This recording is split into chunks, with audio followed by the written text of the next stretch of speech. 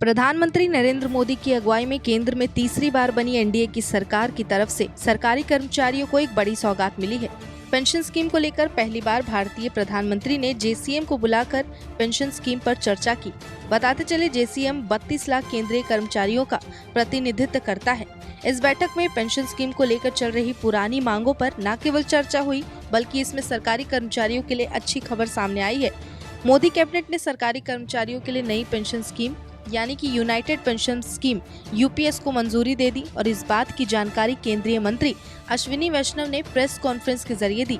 इसमें सबसे खास बात यह है कि साल 2004 से लेकर 2025 तक के रिटायर्ड सभी पेंशन स्कीम का लाभ उठा सकेंगे।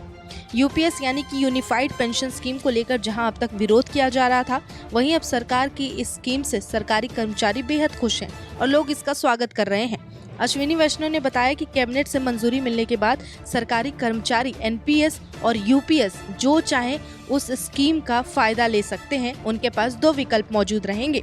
प्रधानमंत्री नरेंद्र मोदी की अगुवाई में तीसरी बार सत्ता में आई एनडीए सरकार ने बड़ा ऐलान किया है और मोदी सरकार की केंद्रीय मंत्रिमंडल ने एकीकृत पेंशन योजना यानी कि यूपीएस के तहत सरकारी कर्मचारियों के लिए मूल वेतन यानी बेसिक सैलरी का 50% पेंशन के रूप में सुनिश्चित करने को मंजूरी दे दी। इसका मतलब ये हुआ कि सरकारी कर्मचारी की जितनी आखिरी बेसिक सैलरी होगी, शर्तों के साथ उसका 50% पेंशन के रूप में मिलेगा। बता दें कि 50% सुनिश्चित पेंशन की राशि वर्षीकीकरण से पहले 12 महीने के बेसिक वेतन का औसत होगी। जेसीएम सरकार और उसके कर्मचारियों के बीच मुद्दों को सौहार्दपूर्ण ढंग से हल करने के लिए बातचीत के लिए एक वैधानिक निकाय है और जेसीएम द्वारा प्रतिनिधित्व किए जाने वाले 1/3 से अधिक लोग रेलवे कर्मचारी हैं। जेसीएम प्रमुख एम राघवैया ने कहा कि हमने सरकार के साथ जो मुद्दे उठाए उनमें से अधिकांश का समाधान कर दिया गया। वहीं अश्विनी वैष्णव ने बताया कि विपक्ष सिर्फ ओल्ड पेंशन स्कीम को लेकर राजनीति करता रहा, क्योंकि नई पेंशन स्कीम में सुधार की लगातार मांग उठ रही थी।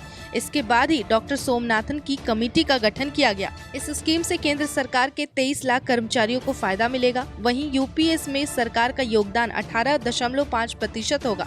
ये योजना 1 अप्रैल 2025 से लागू होगी। कर्मचारियों की तरफ से एश्योर्ड अमाउंट की मांग की जा रही थी। यूपीएस के तहत कर्मचारियों को रिटायरमेंट के बाद 50% एश्योर्ड पेंशन दी जाएगी। ये रिटायरमेंट के पहले के 12 महीने की एवरेज बेसिक पे का 50% होगा।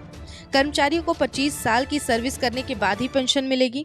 अगर किसी कर्मचारी की मौत हो जाती है तो इस स्कीम के तहत फैमिली पेंशन का प्रावधान होगा। इसके तहत मिल रही पेंशन का 60% परिवार को मिलेगा। नेशनल पेंशन स्कीम यानी कि एनपीएस में सरकार अपनी ओर से 14% अंशदान करती है। इसे बढ़ाकर 18% कर दिया गया। इसके साथ ही कर्मचारियों को एनपीएस और यूपीएस से चुनने का विकल्प केवल एक बार के लिए होगा।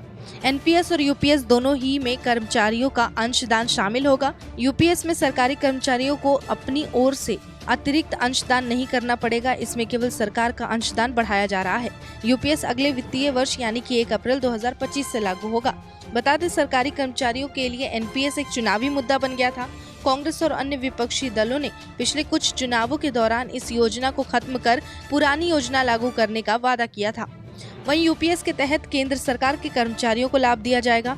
एनपीएस के तहत प्राइवेट और सरकारी दोनों कर्मचारी अकाउंट ओपन करा सकते हैं, जबकि ओपीएस सिर्फ सरकारी कर्मचारियों के लिए है। ओपीएस में पेंशन के लिए वेतन से कोई कटौती नहीं होती है, जबकि एनपीएस में वेतन से 10% बेसिक डीए की कटौती होती है। नमस्कार, मैं हूं मानक गुप्ता। अगर आपको हमारा ये वीडियो पसंद आया हो तो इसे लाइक और शेयर जरूर करें और हाँ, हमें सब्सक्राइब और फॉलो करना ना भूलें ताकि आप देश और दुनिया की कोई खबर मिस ना करें। तो जुड़े रहिए हमारे साथ और देखते रहिए न्यूज़ 24।